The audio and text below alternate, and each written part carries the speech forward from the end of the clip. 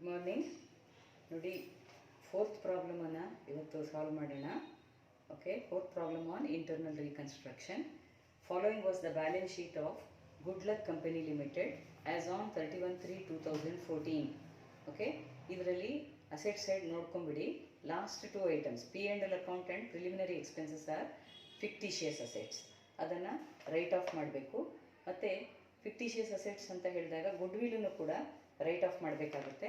Okay, goodwill ಕೂಡ ಇದೆ balance ಶೀಟಲ್ಲಿ. It is 50,000 rupees. Okay, now let us look into the adjustment. On this date the company adopted the following scheme of reconstruction. The preference shares have to be reduced to fully paid shares of rupees 70 each. Okay, ಈಗ balance sheet ನೋಡ್ಕೊಳ್ಳಿ. Preference shares ಇಂದು ಅಲ್ಲಿ 4,500 preference shares of rupees 100 each ಅಂತ ಕೊಟ್ಟಿದ್ದಾರೆ. ನಾವು 100 rupees shares are now reduced to 70 rupees shares. Okay, so 100 rupees shares ಅಕೌಂಟನ್ನು close ಮಾಡಿ 70 rupees shares ಅಕೌಂಟನ್ನು open ಮಾಡಿ. ಓಕೆ, ಓಪನ್ ಮಾಡೋದನ್ನು ಕ್ರೆಡಿಟ್ ಮಾಡಬೇಕು, ಕ್ಲೋಸ್ ಮಾಡೋದನ್ನು ಡೆಬಿಟ್ ಮಾಡಬೇಕು. Journal entries in the books of good luck limited.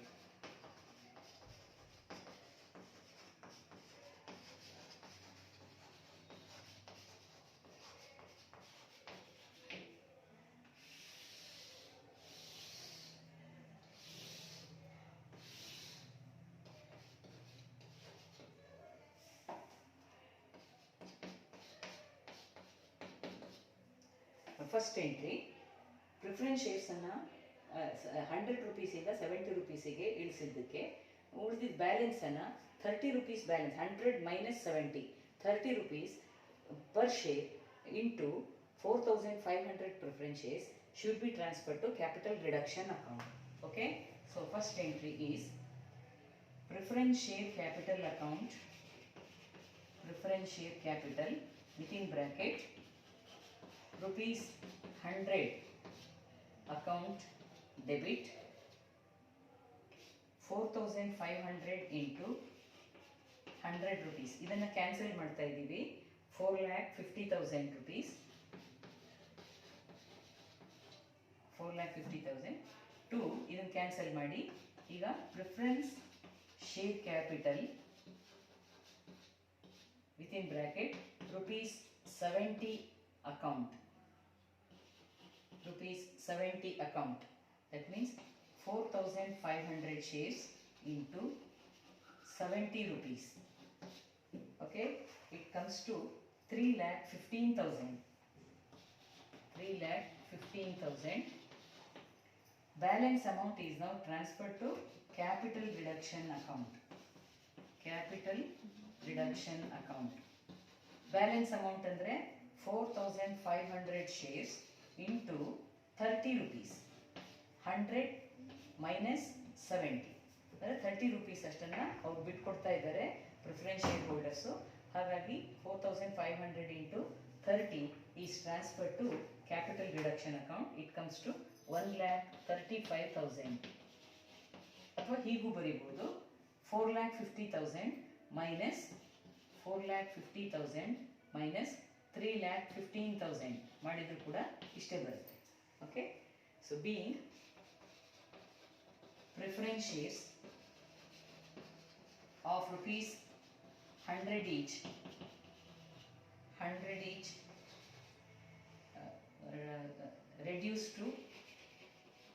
reduced to shares of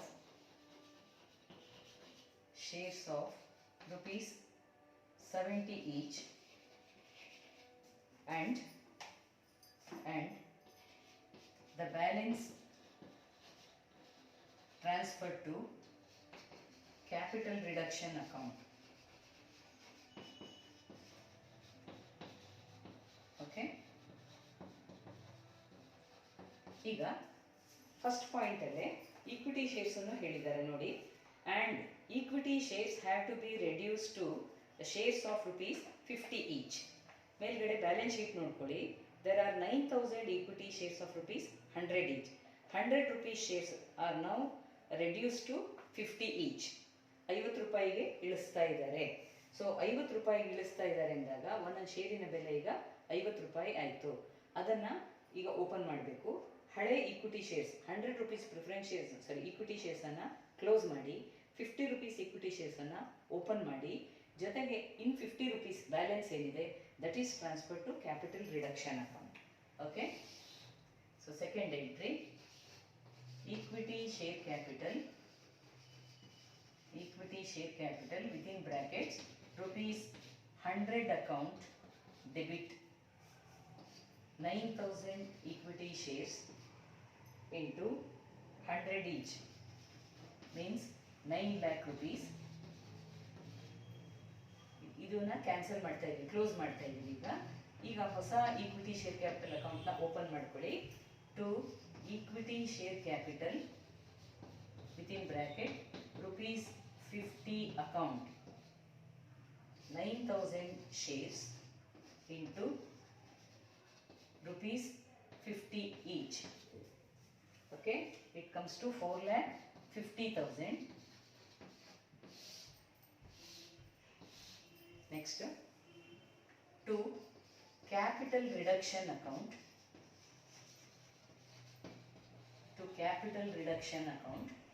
ಇಲ್ಲಿ balance ಅಮೌಂಟನ್ನು ತಗೊಳ್ಬೇಕು. 9 lakhs minus 4,50,000. Okay, 4,50,000 is transferred to capital reduction. This is the amount foregone by the equity shareholders. Amount sacrificed by the equity shareholders are now transferred to capital reduction account. Being equity shares of rupees 100 each reduced to shares of rupees 50 each and balance transferred to capital reduction account. This is the second entry for reducing the equity share capital. Now, second adjustment, the debenture holders took over stock and debtors in full satisfaction of their claim. Debenture holders ನೋಡಿ balance sheet ಅಲ್ಲಿ there are 7% debentures worth rupees 2 lakhs. 2 lakh rupees debentures holders ಇದ್ದಾರೆ, ಅವರಿಗೆ 2 lakh rupees ಕೊಡಬೇಕು. ಈ debenture holders they are satisfied by taking over stock and debtors. Okay, ಅಲ್ಲಿ in full satisfaction of their claim ಅಂದರೆ ಪೂರ್ತಿ settle ಮಾಡಿದ್ದೀವಿ ಅಂತ ಅರ್ಥ. ಫುಲ್ ಸ್ಯಾಟಿಸ್ಫ್ಯಾಕ್ಷನ್, ಪಾರ್ಟ್ ಸ್ಯಾಟಿಸ್ಫ್ಯಾಕ್ಷನ್ ಅಂತ ಹೇಳ್ಬೋದು, ಫುಲ್ ಸ್ಯಾಟಿಸ್ಫ್ಯಾಕ್ಷನ್ ಅಂತ ಹೇಳ್ಬೋದು. ಪಾರ್ಟ್ ಸ್ಯಾಟಿಸ್ಫ್ಯಾಕ್ಷನ್ ಅಂದರೆ ಯಾವುದೋ ಒಂದು ಪೋರ್ಷನ್ ಮಾತ್ರ ನೀವು ಕ್ಯಾನ್ಸಲ್ ಮಾಡಬೇಕಾಗುತ್ತೆ. ಫುಲ್ ಸ್ಯಾಟಿಸ್ಫ್ಯಾಕ್ಷನ್ ಅಂತ ಹೇಳಿದಾಗ ಪೂರ್ತಿ ಡಿಬೆಂಚರ್ಸನ್ನು ಕ್ಯಾನ್ಸಲ್ ಮಾಡಬೇಕಾಗುತ್ತೆ. ಅಂದರೆ ಪೂರ್ತಿ ಡಿಬೆಂಚರ್ಸು ನೀವೀಗ ಕ್ಯಾನ್ಸಲ್ ಮಾಡಿ ಅವರಿಗೆ ಸ್ಟಾಕು ಡೆಟಾರ್ಸು ಕೊಟ್ಟಿದ್ದೀವಿ ಅಂತ ತೋರಿಸ್ಬೇಕೀಗ. Okay, they took over stock and debtors in full satisfaction of their claim ಅಂತ ಹೇಳ್ತಾ ಇದ್ದಾರೆ. ಸೊ ಈಗ ಒಟ್ಟು ಡಿಬೆಂಚರ್ ವ್ಯಾಲ್ಯೂ 2 lakh rupees ಇದೆ. ಆ್ಯಂಡ್ ಹಿಯರ್ ಅವರಿಗೆ ನೀವು ಸ್ಟಾಕ್ 1 lakh rupees ಕೊಡ್ತಾ ಇದ್ದೀರಿ, ಡೆಟಾರ್ಸ್ 95,000 ಕೊಡ್ತಿದ್ದೀರಿ. ಅಂದರೆ totally the company is paying 1,95,000. 1 lakh plus 95,000 ಅಂದರೆ 1,95,000 ಕೊಡ್ತಾ ಇದೆ. ಆದರೆ ಅವ್ರಿಗೆ ಕೊಡಬೇಕಾಗಿದ್ದು 2 lakh rupees. So 5,000 is foregone by the debenture holders. This amount is now transferred to capital reduction account. Okay, ಅದನ್ನು ಎಂಟ್ರಿ ಹಾಕಬೇಕೀಗ. ಡಿಬೆಂಚರ್ಸನ್ನು ಕ್ಯಾನ್ಸಲ್ ಮಾಡಿ ಅವರಿಗೆ ಪೂರ್ತಿ ಕೊಟ್ಟಿದ್ದೀವಿ ಅಂತ ತೋರಿಸ್ಕೊಳ್ಳಿ. ಸೆಟ್ಲ್ ಮಾಡ್ತಾ ಇದ್ದೀವಿ ಡಿಬೆಂಚರ್ಸನ್ನು ಅಂತ ನೀವೀಗ ತೋರಿಸ್ಕೊಳ್ಬೇಕು. Third entry 7% debentures account debit. Full satisfaction ಅಂತ ಹೇಳಿದಾಗ ಪೂರ್ತಿಯಾಗಿ ಕ್ಲೋಸ್ ಮಾಡಬೇಕು. Debentures account debit 2 lakhs to ಇವರಿಗೆ ಏನೇನು ಕೊಡ್ತಾ ಇದ್ದೀವಿ, ಸ್ಟಾಕ್ ಮತ್ತು debtors. To stock account 1 lakh, to debtors account 95,000. So the balance amount is transferred to capital reduction account. capital reduction account.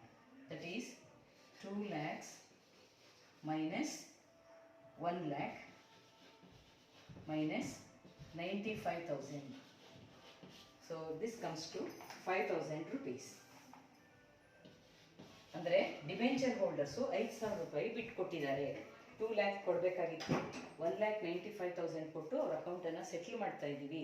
So 5,000 is now transfer to capital reduction account. ಇಲ್ಲಿ ನೋಡಿ, stock account asset ಸೈಡಲ್ಲಿದೆ, ಅದನ್ನು ನಾವು debenture ಹೋಲ್ಡರ್ಸಿಗೆ ಕೊಡ್ತಿದ್ದೀವಿ ಅಂತ ಹೇಳಿದಾಗ stock account close ಆಗಬೇಕು.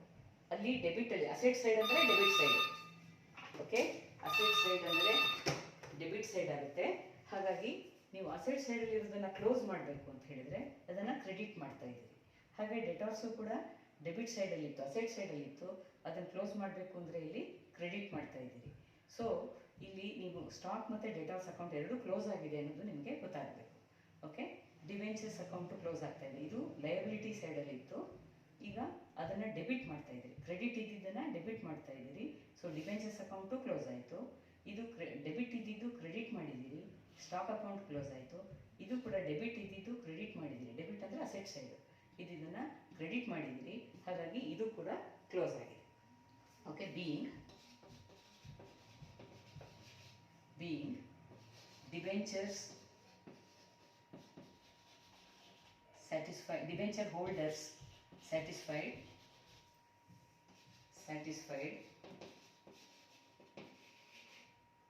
by stock and debtors in full satisfaction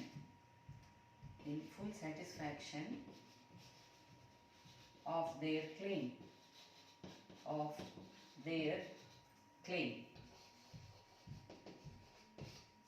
okay, this is entry for the adjustment of debenture holders. So next point, third point, building to be appreciated by 45,000, machinery to be depreciated by 1,20,000.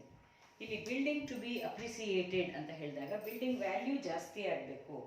Okay, building is an asset, so ಅದರ value ಇನ್ನಷ್ಟು ಜಾಸ್ತಿ ಆಗಬೇಕು ಅಂದರೆ you have to give debit to the building account. Okay, ಅಸೆಟ್ಟಿಗೆ debit ಕೊಟ್ಟಷ್ಟು ಜಾಸ್ತಿ ಆಗ್ತಾ ಹೋಗುತ್ತೆ. ಸೊ ಬಿಲ್ಡಿಂಗ್ಸ್ ಅಕೌಂಟನ್ನು ಡೆಬಿಟ್ ಮಾಡಿ, ಅಪ್ರಿಸಿಯೇಷನ್ ಆದಾಗ ಅದು ನಿಮಗೆ ಬೆನಿಫಿಟ್. ಯಾವುದೇ ಅಸೆಟ್ಟು ಅಪ್ರಿಸಿಯೇಷನ್ ಆದರೆ it is a benefit to the company, it is a gain to the company, and therefore it is credited to capital reduction account. Okay, the gain from the appreciation of building should be credited to capital reduction account. ಅದನ್ನು capital reduction account ಇಂದ ತಗೊಳ್ಳೋಣ. Okay, ಈಗ entry ಹಾಕೋಣ. Buildings account debit to capital reduction account.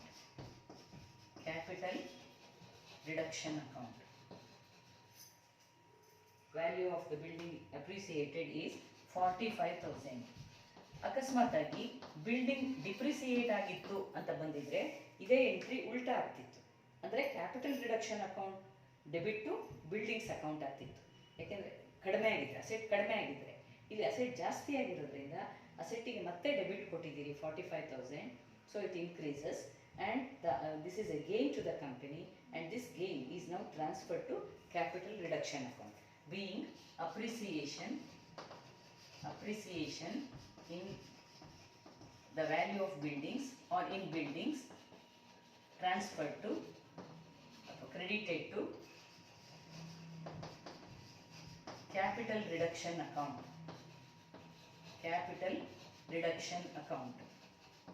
Okay, next adjustment, fictitious assets are to be and here plant and machinery is depreciated by 1,20,000 ಅಂತ ಹೇಳಿದ್ದಾರೆ. ಅಂದರೆ depreciate ಮಾಡಿದ್ದಾರೆ ಅಂತ ಹೇಳಿದರೆ ನೀವು ಜಾಸ್ತಿ ತೋರಿಸಿದ್ದೀರಿ, ಅದನ್ನು ಕಡಿಮೆ ಮಾಡಬೇಕು ಅಂತ ಅರ್ಥ. It is nothing but over valuation of plant and machinery. Okay, over valuation ಇರೋದನ್ನು ಮತ್ತು ಯಾವುದ್ಯಾವುದನ್ನು ರೈಟ್ ಆಫ್ ಮಾಡಬೇಕು ಅದನ್ನು ಎಲ್ಲದನ್ನು ಒಟ್ಟಿಗೆ ಒಂದೇ ಎಂಟ್ರಿಯಲ್ಲಿ ತಗೊಳ್ಳೋಣ. ಲಾಸ್ಟ್ ಎಂಟ್ರಿಯಲ್ಲಿ ಅದನ್ನು ನಾವು ತಗೊಳ್ಳೋಣ. ಹಾಗಾಗಿ ಪ್ಲಾಂಟ್ ಅಂಡ್ ಮೆಷಿನರಿಗೆ ಸಪರೇಟ್ ಎಂಟ್ರಿ ಹಾಕೋದೇನು ಬೇಡ, ರೈಟ್ ಆಫ್ ಮಾಡಬೇಕಾದ್ರೆ ಅದನ್ನು ತಗೊಂಡು ರೈಟ್ ಆಫ್ ಮಾಡೋಣ. ಫೋರ್ತ್ ಅಡ್ಜಸ್ಟ್ಮೆಂಟ್ ನೋಡಿ, fictitious assets are to be eliminated ಅಂತ ಹೇಳಿದರೆ ಫಿಕ್ಟಿಷಿಯಸ್ ಅಸೆಟ್ಸ್ ಅಂತ ಹೇಳಿದಾಗ last 2 items P and L account, preliminary ಎಕ್ಸ್ಪೆನ್ಸಸ್ಸನ್ನು ತೊಗೊಳ್ಬೇಕು. ಸಾಮಾನ್ಯ ಲಾಸ್ ಮೇಕಿಂಗ್ ಕಂಪನಿ ಆದಾಗ ಗುಡ್ ವಿಲ್ಲನ್ನು ಕೂಡ ನಾವು ಫಿಕ್ಟಿಷಿಯಸ್ ಅಸೆಟ್ ಅಂತ ಟ್ರೀಟ್ ಮಾಡ್ತೀವಿ. ಹಾಗಾಗಿ ಗುಡ್ ವಿಲ್ಲನ್ನು ಕೂಡ ನೀವು ರೈಟ್ ಆಫ್ ಮಾಡಬೇಕಾಗುತ್ತೆ. Okay, next reconstruction expenses paid ₹6,000 ಅಂತ ಇದೆ. ರೀಕನ್ಸ್ಟ್ರಕ್ಷನ್ ಎಕ್ಸ್ಪೆನ್ಸಸ್ಸನ್ನು ಕೊಟ್ಟಿದ್ದಕ್ಕೆ ಒಂದು ಎಂಟ್ರಿ ಹಾಕಬೇಕು. ನೋಡಿ, ಎಕ್ಸ್ಪೆನ್ಸಸ್ ಪೇಯ್ಡ್ ಅಂತ ಹೇಳಿದಾಗ cash goes out of the business. So our bank account should be credited. Cash ಹೊರಗಡೆ ಹೋಗ್ತಿದೆ ಅಂದಾಗ ಕ್ಯಾಶ್ ಅಕೌಂಟ್ ಅಥವಾ ಬ್ಯಾಂಕ್ ಅಕೌಂಟನ್ನು ಕ್ರೆಡಿಟ್ ಮಾಡ್ತೀರಿ. ರೀಕನ್ಸ್ಟ್ರಕ್ಷನ್ ಎಕ್ಸ್ಪೆನ್ಸಸ್ ಅಕೌಂಟನ್ನು ಡೆಬಿಟ್ ಮಾಡ್ತೀರಿ. ಡೆಬಿಟ್ ಆಲ್ ಎಕ್ಸ್ಪೆನ್ಸಸ್ ಗೊತ್ತಿದೆ ನಿಮಗೆ. So reconstruction expenses account debit, reconstruction expenses account debit to bank account. Cash goes out. So cash account is credited. Amount ₹6,000. Being reconstruction expenses paid. Being reconstruction expenses paid. Okay, this is the narration. Next. Now you have to write off the various fictitious assets, accumulated losses and overvalued assets. Okay, write off ಮಾಡಿದ್ದಕ್ಕೆ last entry. ಈಗ capital reduction ಅಕೌಂಟಿಂದ ಅಮೌಂಟನ್ನು utilise ಮಾಡ್ಕೊಳ್ಬೇಕು. ಎಷ್ಟು capital reduction ಅಕೌಂಟಲ್ಲಿ ಇದೆ ಅನ್ನೋದನ್ನು ಎಲ್ಲ ಎಂಟ್ರೀಸು ನೋಡಿದರೆ ನಿಮಗೆ ಗೊತ್ತಾಗುತ್ತೆ. ಕ್ರೆಡಿಟ್ ಕೊಡ್ತಾ ಹೋಗಿದ್ದೀರಿ ಕ್ಯಾಪಿಟಲ್ ರಿಡಕ್ಷನ್ ಅಕೌಂಟಿಗೆ, ಅದನ್ನೆಲ್ಲ ಟೋಟಲ್ ಅಪ್ ಮಾಡಿಕೊಂಡು ಈ ಎಂಟ್ರಿಯಲ್ಲಿ ನೀವು ತಗೊಳ್ಬೇಕಾಗುತ್ತೆ. ನಾವು you are taking the amount from capital reduction account for the purpose of writing of the various assets and losses. So capital reduction account debit, capital reduction account debit. First entry ಅಲ್ಲಿ ಎಷ್ಟಿದೆ ನೋಡ್ಕೊಳ್ಳಿ. First ಎಂಟ್ರಿಯಲ್ಲಿ 1,35,000 ಇದೆ. Okay, second ಎಂಟ್ರಿಯಲ್ಲಿ 4,50,000 ಇದೆ. Third ಎಂಟ್ರಿಯಲ್ಲಿ 5,000 ಇದೆ. Okay, and fourth ಎಂಟ್ರಿಯಲ್ಲಿ appreciation in the value of buildings ಇದೆಯಲ್ಲ, fourth ಎಂಟ್ರಿಯಲ್ಲಿ 45,000 ಇದೆ. ಸೊ ಇಲ್ಲಿ ಒಟ್ಟು total amount available in the capital reduction account is 6,35,000. This is the total amount available in capital reduction account. Now utilizing this amount, you have to write off the various fictitious assets and overvalued assets. ಈಗ fictitious assets ಅನ್ನು first ತೆಗೆದು ಬಿಡೋಣ. To P&L account. P&L account last asset ಸೈಡಲ್ಲಿ ಇದೆ ನೋಡ್ಕೊಳ್ಳಿ. P&L account is 4 lakhs. Then 2 preliminary expenses,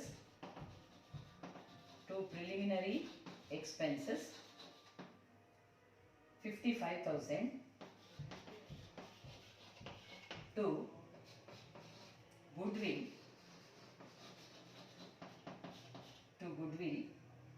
50,000. Goodwill is to be taken as fictitious asset. Okay, next plant and machinery to be depreciated by 1,20,000 ಅಂತ ಇದೆ. So plant and machinery depreciated by ಅಂತ ಹೇಳಿದ್ದಾರೆ. ಅಂದರೆ ಅಷ್ಟನ್ನ ಕಡಿಮೆ ಮಾಡಬೇಕು ಅಂತ. ಎಷ್ಟನ್ನು ಕಡಿಮೆ ಮಾಡಬೇಕೋ ಅದನ್ನು ನೀವು ಈಗ ಕ್ಯಾಪಿಟಲ್ ರಿಡಕ್ಷನ್ ಅಕೌಂಟಿಗೆ ಹಾಕಬೇಕಾಗುತ್ತೆ. 1,20,000. 1,20,000 is transferred to, it is written off out of the plant and machinery. Okay, next ಇಲ್ಲಿ ರೀಕನ್ಸ್ಟ್ರಕ್ಷನ್ ಎಕ್ಸ್ಪೆನ್ಸಸ್ ಅಕೌಂಟ್ ಅಂತ ಇದೆ. ಈ ರೀಕನ್ಸ್ಟ್ರಕ್ಷನ್ ಎಕ್ಸ್ಪೆನ್ಸಸ್ ಅನ್ನ ನಾವಿಲ್ಲಿ ಓಪನ್ ಮಾಡಿದ್ದೀವಿ. ಈಗ ರೀಕನ್ಸ್ಟ್ರಕ್ಷನ್ ಎಕ್ಸ್ಪೆನ್ಸಸ್ ಅಕೌಂಟ್ ಕ್ಲೋಸ್ ಆಗಬೇಕು and it is transferred to capital reduction account. It is charge to capital reduction account. Okay, ಇದು ಪೇಮೆಂಟ್ ಮಾಡಿದ್ದಕ್ಕೆ ಎಂಟ್ರಿ. ನಾವು ಯು ಆರ್ ಇನ್ನೊಂದು ಟ್ರಾನ್ಸ್ಫರ್ ಎಂಟ್ರಿಯನ್ನು ಹಾಕಬೇಕು. ನಾವು reconstruction expenses account is to be closed and transfer to capital reduction account. ಇಲ್ಲಿ ಇದನ್ನು debit ಮಾಡಿದ್ದೀರಿ. ನಾವು to close reconstruction expenses account you have to credit the same. Okay, ಇದನ್ನು ಕ್ರೆಡಿಟ್ ಮಾಡಬೇಕು. To reconstruction expenses account, to reconstruction expenses account 6,000.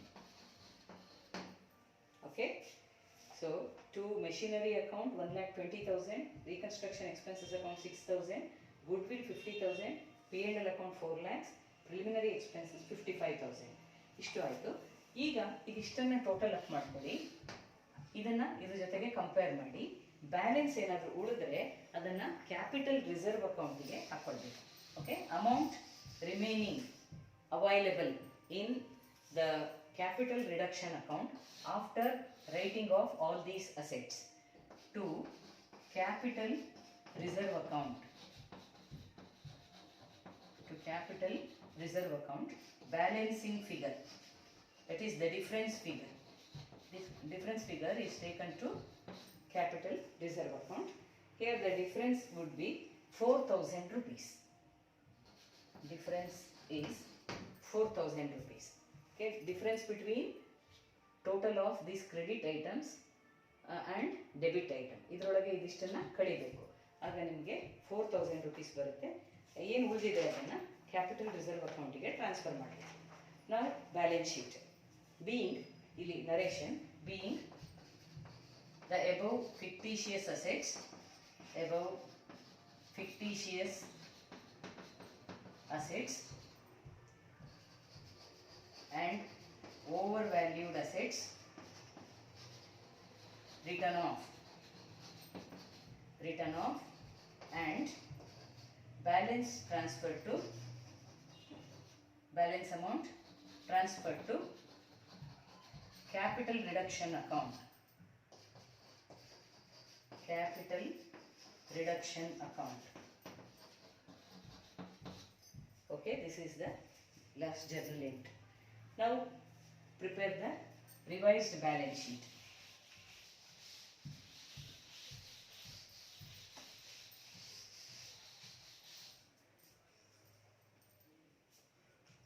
Revised balance sheet of Good Luck Company Limited.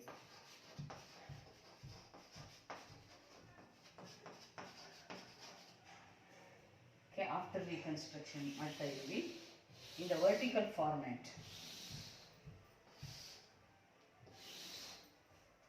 Okay, share capital. Share capital ಹಳೇದು ನೋಡ್ಕೊಳ್ಳಿ, ನೋಡಿಕೊಂಡು ಏನು changes ಆಗಿದೆ ನೋಡಿಕೊಂಡು ಹಾಕಬೇಕು. ಮೊದಲು 4,500 ಪ್ರಿಫರೆನ್ಸ್ ಶೇರ್ಸ್ ಆಫ್ 100 ಈಚ್ ಇತ್ತು, ಈಗ it has been reduce to ₹70 each. Okay, preference capital 4,500 shares into ₹70 each. Okay, of ₹70 each. It is ಎಷ್ಟು ಫಸ್ಟ್ ಎಂಟ್ರಿ ನೋಡ್ಕೊಂಡ್ರೆ ಗೊತ್ತಾಗುತ್ತೆ. ನೀವು ಪ್ರಿಫರೆನ್ಸ್ ಶೇರ್ ಕ್ಯಾಪಿಟಲ್ ₹70 ಅಕೌಂಟಿಗೆ ಎಷ್ಟು ಕ್ರೆಡಿಟ್ ಕೊಟ್ಟಿದ್ದೀರಿ ಅದನ್ನು ತಗೊಳ್ಬೇಕು. 3,15,000. Next equity share capital account. Equity share capital ಮೊದಲು 9,000 ಶೇರ್ಸ್ ಇತ್ತು, ಆಫ್ ₹100 ಈಚ್ ಇತ್ತು. ಈಗ ನಾವು it is reduce to 50 each. So 9,000 shares into ₹50 each, 4,50,000. Second ಎಂಟ್ರಿಯಲ್ಲಿ ಬರೆದಿದ್ದೀರಿ, ನೋಡ್ಕೊಳ್ಳಿ. ಕ್ರೆಡಿಟ್ನಲ್ಲಿ ಇರೋದನ್ನೆಲ್ಲ ಇಲ್ಲಿ ತಗೊಳ್ಬೇಕು. ಓಕೆ, ಡೆಬಿಟಲ್ಲಿರೋ ಕ್ಯಾಪಿಟಲ್ ಎಲ್ಲ ಕ್ಲೋಸ್ ಆಗಿದೆ ಅಂತ ಅರ್ಥ. ಕ್ರೆಡಿಟ್ನಲ್ಲಿರೋದೆಲ್ಲ ಈಗ ಓಪನ್ ಆಗಿರುವಂಥದ್ದು, ಹೊಸದಾಗಿ ಓಪನ್ ಆಗಿರುವಂಥದ್ದು ಕ್ರೆಡಿಟಲ್ಲಿರುತ್ತೆ. ಕ್ರೆಡಿಟ್ ಎಂಟ್ರಿ ನೋಡ್ಕೊಳ್ಬೇಕು. ಓಕೆ, ನೆಕ್ಸ್ಟ್ ಎಂಟ್ರಿ ಏನಿದೆ ನೋಡ್ಕೊಳ್ಳಿ. 7% ಡಿಬೆಂಚರ್ಸ್ ಇದೆ. ಇಲ್ಲಿ reserves and surplus, share capital ಆದಮೇಲೆ ನೆಕ್ಸ್ಟ್ ಬರಬೇಕಾಗಿರೋದು ರಿಸರ್ವ್ಸ್ ಆ್ಯಂಡ್ ಸರ್ಪ್ಲಸ್. ಇದರಲ್ಲಿ ಕ್ಯಾಪಿಟಲ್ ರಿಸರ್ವ್ ಇದೆ ನೋಡಿ, ಲಾಸ್ಟ್ ಎಂಟ್ರಿಯಲ್ಲಿ ಕ್ಯಾಪಿಟಲ್ ರಿಸರ್ವ್ ₹4,000, ಅದು ಇಲ್ಲಿ ಬರುತ್ತೆ, ₹4,000. Next long term liabilities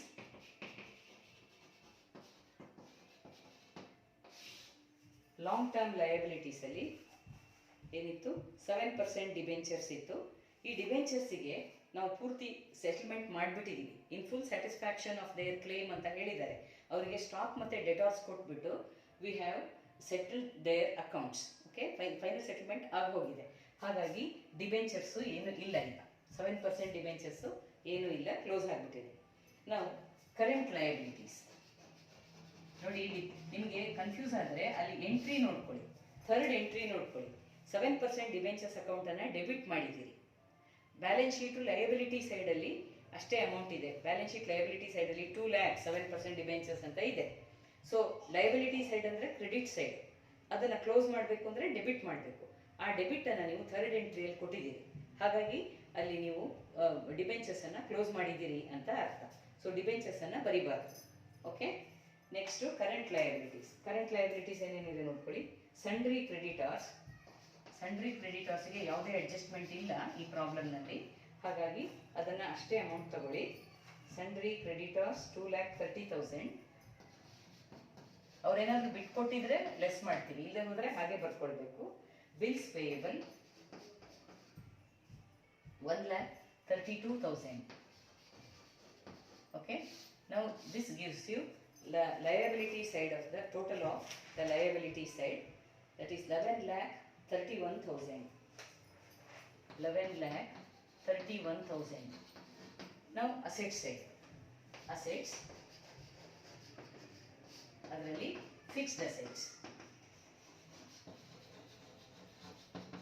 fixed assets ಅನ್ನು ಬರ್ಕೊಳ್ಬೇಕು. ಹಳೆ ಬ್ಯಾಲೆನ್ಸ್ ಶೀಟ್ ನೋಡ್ಕೊಳ್ಳಿ.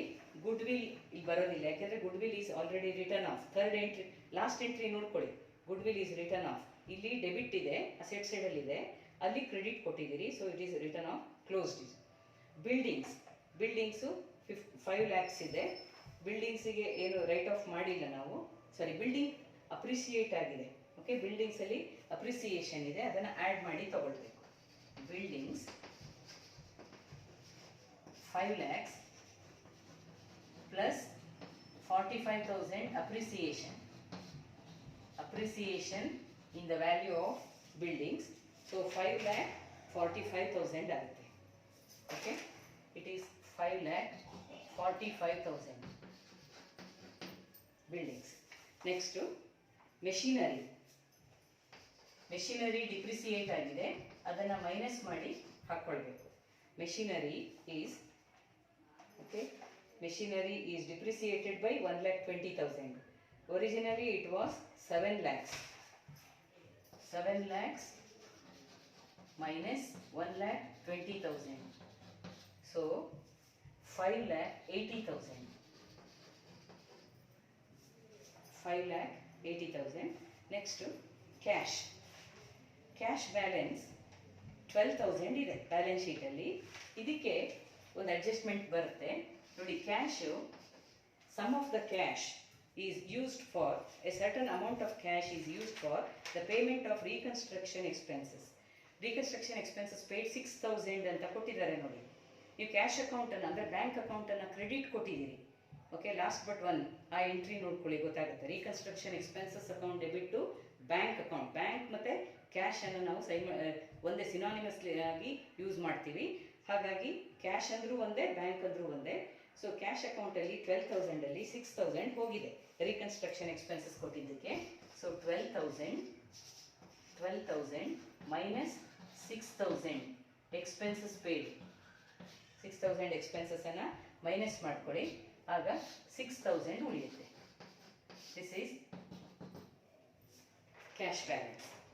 Now the total would be 11,31,000. 11,31,000. Okay, this is fourth problem. Now we will take up the discussion of fifth problem. Fifth problem on internal reconstruction. Okay, fifth problem nodkoli.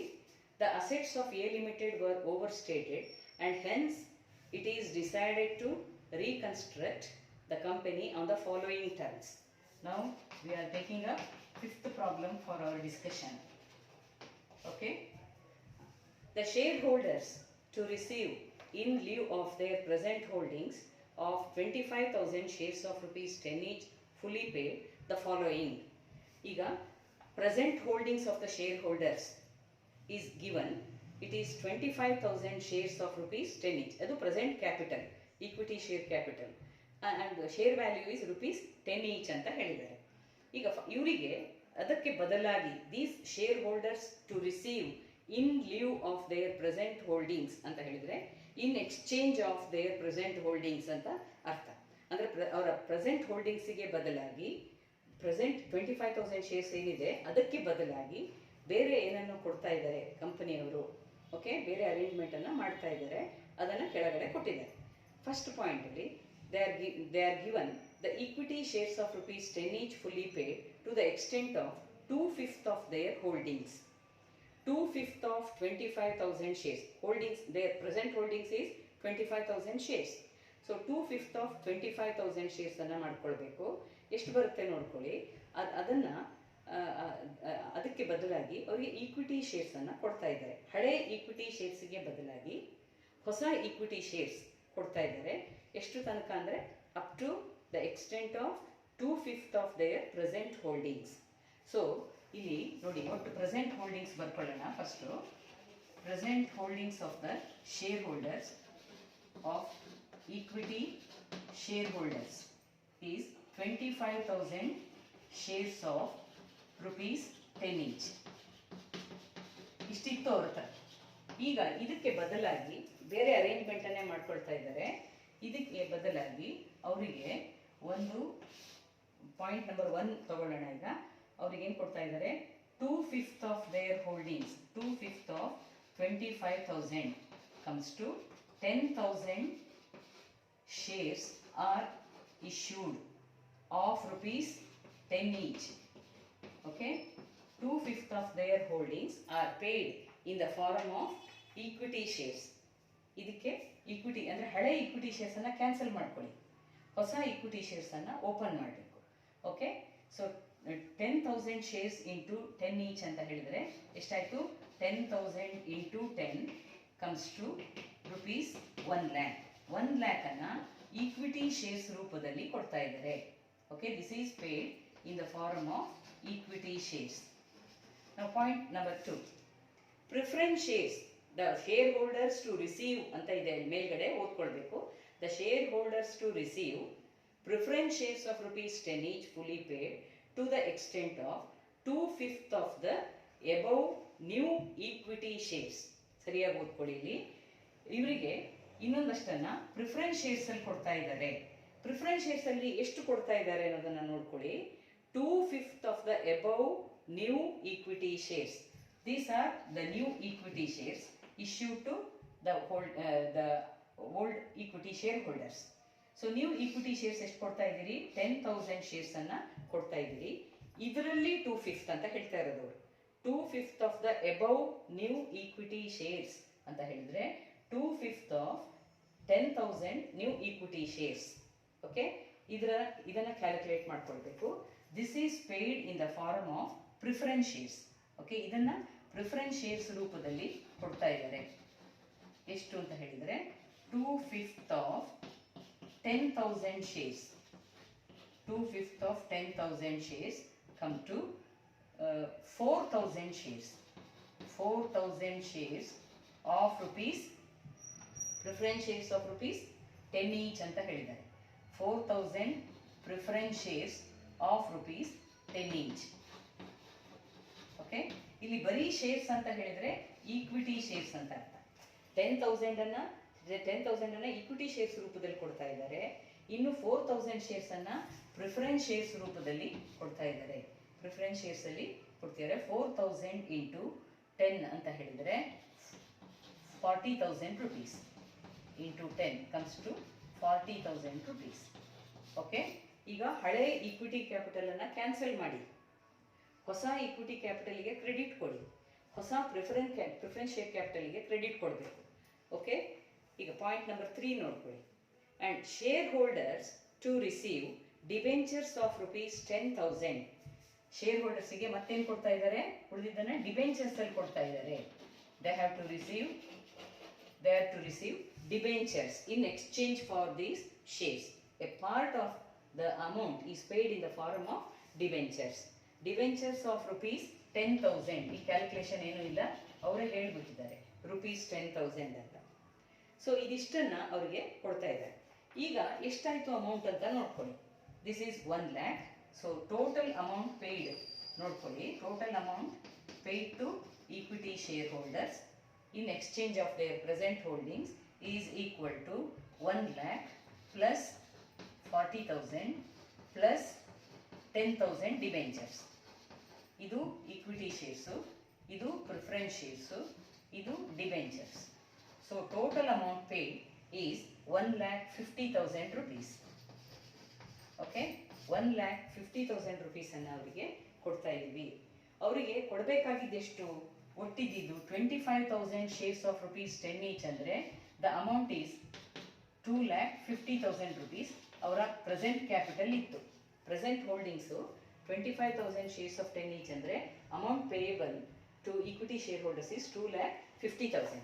ಈ 2,50,000 ಅಲ್ಲಿ ನೀವು 1 lakh ಅನ್ನು ಹೊಸ equity shares ರೂಪದಲ್ಲಿ ಕೊಡ್ತಿದ್ದೀರಿ, 40,000 ಅನ್ನು preference shares ರೂಪದಲ್ಲಿ ಕೊಡ್ತಾ ಇದ್ದೀರಿ, 10,000 ಅನ್ನು ಡಿಬೆಂಚರ್ಸ್ ರೂಪದಲ್ಲಿ ಕೊಡ್ತಾ ಇದ್ದೀರಿ. ಉಳಿದಿದ್ದೇನಿದೆ ಅದನ್ನು ಕ್ಯಾಪಿಟಲ್ ರಿಡಕ್ಷನ್ ಅಕೌಂಟಿಗೆ ಟ್ರಾನ್ಸ್ಫರ್ ಮಾಡಬೇಕು. ಅಂದರೆ ಕ್ಯಾಪಿಟಲ್ ರಿಡಕ್ಷನ್ ಅಕೌಂಟಿಗೆ ಎಷ್ಟು ಬರುತ್ತೆ? ಇಲ್ಲಿ ಅವರಿಗೆ ಒಟ್ಟು ಕೊಡಬೇಕಾಗಿದ್ದು 2,50,000. ಓಕೆ, ಅದರಲ್ಲಿ ನಾವು ಕೊಡ್ತಾ ಇರೋದು 1,50,000. ಸೊ ಹಾಗಾಗಿ 1 lakh rupees is transfer to capital reduction account. 1 lakh rupees ಅನ್ನು ಬಿಟ್ಕೊಟ್ಟಿದ್ದಾರೆ ಅಂತ ಅರ್ಥ. ಅದನ್ನು ನಾವು ಕ್ಯಾಪಿಟಲ್ ರಿಡಕ್ಷನ್ ಅಕೌಂಟಿಗೆ ಟ್ರಾನ್ಸ್ಫರ್ ಮಾಡಬೇಕು. ಓಕೆ, ಇದನ್ನು ಈಗ ನಾವು ಎಂಟ್ರಿ ರೂಪದಲ್ಲಿ ಬರ್ಕೊಳ್ಳೋಣ.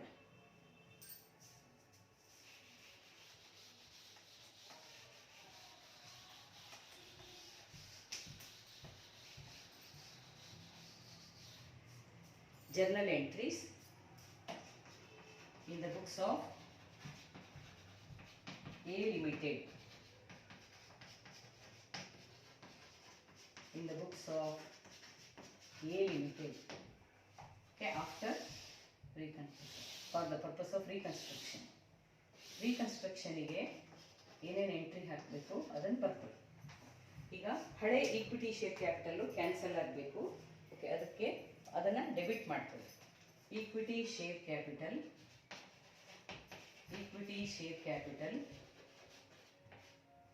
Account debit. ಇಲ್ಲಿ ಫೇಸ್ ವ್ಯಾಲ್ಯೂ ಏನು ಚೇಂಜ್ ಆಗ್ತಾ ಇಲ್ಲ, ಹಾಗಾಗಿ 10 ಅದೆಲ್ಲ ಬರೀಬೇಕಾಗಿಲ್ಲ. ಫೇಸ್ ವ್ಯಾಲ್ಯೂ ಮೊದಲು 10 rupees ಇತ್ತು, ಈಗಲೂ ಕೂಡ ಕೊಡ್ತಾ ಇರೋದು ಶೇರ್ಸು 10 rupees ಶೇರೇ ಇದೆ. ಸೊ ಮೊದಲೇ ಇದಿದೆಷ್ಟು? 25,000 shares into 10. That means 2,50,000. This is cancelled. Now in place of these shares, these equity shareholders are given new equity shares. Okay, new equity share capital account. That is 10,000 shares are issued. 10,000 shares, 2/5 of their holdings ಅಂತ ಹೇಳಿದ್ದಾರೆ. 2/5 ಹೇಗೆ ಅಂತ calculate ಮಾಡಿ ತೋರಿಸಿದೆ. ಹೇಗೆ? 2/5 of 25,000 shares come to 10,000 shares. Okay, 10,000 shares ಬರುತ್ತೆ into rupees 10 each. Amount is 1 lakh rupees. Then 2 preference share capital account. 4,000 preference shares ಆಗಲೇ ನಾವು ಕ್ಯಾಲ್ಕುಲೇಟ್ ಮಾಡಿದ್ವಿ. ಹೇಗೆ ಬಂತಿದ್ದು? 2/5 of these 10,000 shares. 2/5 of the above new holdings ಅಂತ ಹೇಳಿದ್ದಾರೆ. above new shares ಅಂತ. So above new shares ಅಂದರೆ ಇದು 10,000 new shares. ಓಕೆ, ಇದರಲ್ಲಿ ಕ್ಯಾಲ್ಕುಲೇಟ್ ಮಾಡಿದಾಗ it comes to 4,000 shares into rupees 10 each. 40,000. ಉಳಿದಿದ್ದನ್ನು ಡಿಬೆಂಚರ್ಸ್ ರೂಪದಲ್ಲಿ ಕೊಡ್ತಾ ಇದ್ದಾರೆ. 10,000 is paid in the form of debentures to debentures account, rupees 10,000. Okay, and the remaining amount that is foregone by the equity shareholders should be transferred to capital reduction account. Capital reduction account. ಇದು balance amount ಅನ್ನು ತಗೊಳ್ಬೇಕಾಗುತ್ತೆ. ಎಷ್ಟನ್ನು ಬಿಟ್ಕೊಡ್ತಿದ್ದಾರೆ ಅನ್ನೋದು ನಿಮ್ಗೆ ಗೊತ್ತಾಗುತ್ತೆ. ಇಲ್ಲಿ ತೋರಿಸಿದ್ದೀನಿ ನೋಡಿ. It is 1 lakh rupees. 2,50,000 minus 1 lakh minus 40,000 minus 10,000 comes to rupees 1 lakh. Being narration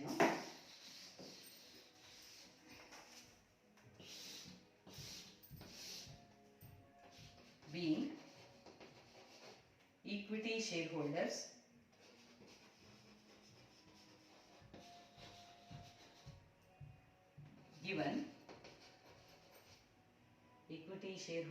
given new equity shares,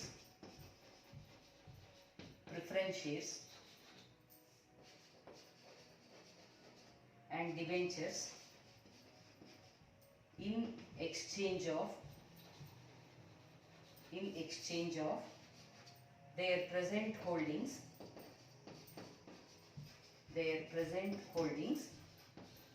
and the balance amount transferred to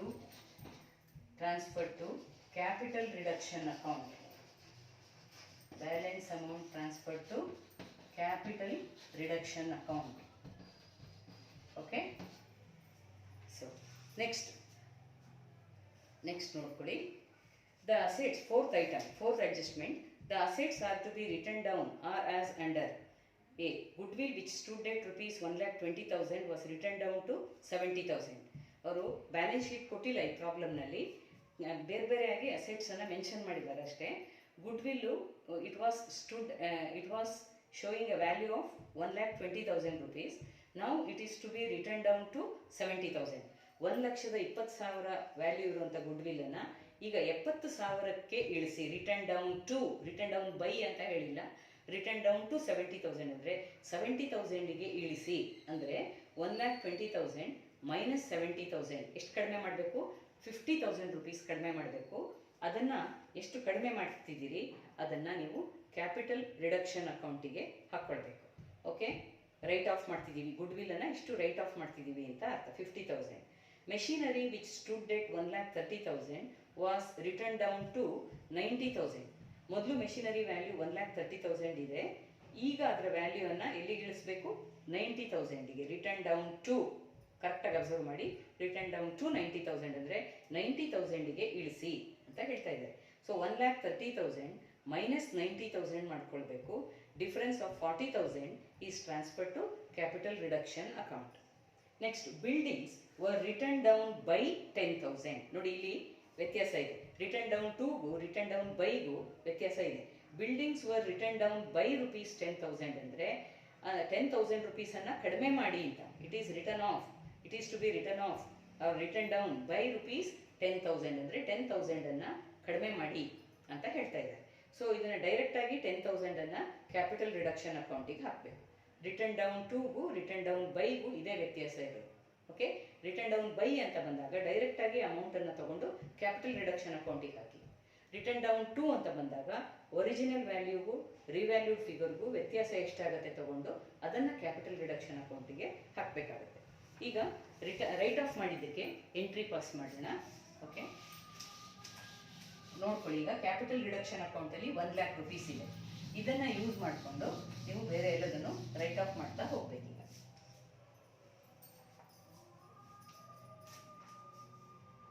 so entry is capital reduction account debit, capital reduction account debit 1,00,000. ಯಾವ್ಯಾವ್ದನ್ನು write off ಮಾಡಬೇಕು ಅದನ್ನೆಲ್ಲ credit ಮಾಡಿ. To goodwill ಎಷ್ಟು write off ಮಾಡಕ್ಕೆ ಹೇಳಿದ್ದಾರೆ? 1,20,000 minus 70,000 that is 50,000. To machinery account. Machinery 1,30,000 ಇತ್ತು, ಈಗ ಎಷ್ಟಕ್ಕೆ ಇಳಿಸ್ಬೇಕು ಅದನ್ನು 90,000ಗೆ. 1,30,000 minus 90,000 means 40,000 rupees. To buildings are to be written down by 10,000. So ಡೈರೆಕ್ಟಾಗಿ ಅಮೌಂಟನ್ನು ತಗೊಳ್ಬೇಕು. ಓಕೆ, ಈಗ ಏನಾದರೂ ಬ್ಯಾಲೆನ್ಸ್ ಉಳಿಯುತ್ತಾ ನೋಡ್ಕೊಳ್ಳಿ. ಏನು ಬ್ಯಾಲೆನ್ಸ್ ಇರಲಿಲ್ಲ ಅಂದರೆ ಏನು ಹಾಕೋದು ಬೇಡ, ಟ್ಯಾಲಿ ಆದರೆ ಹಾಗೆ ಬಿಟ್ಬಿಡಿ.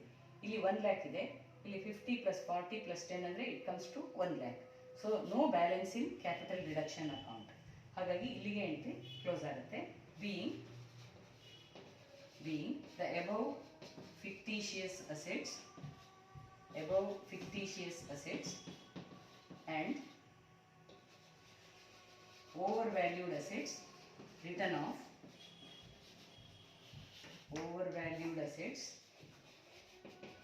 off utilizing capital reduction account balance.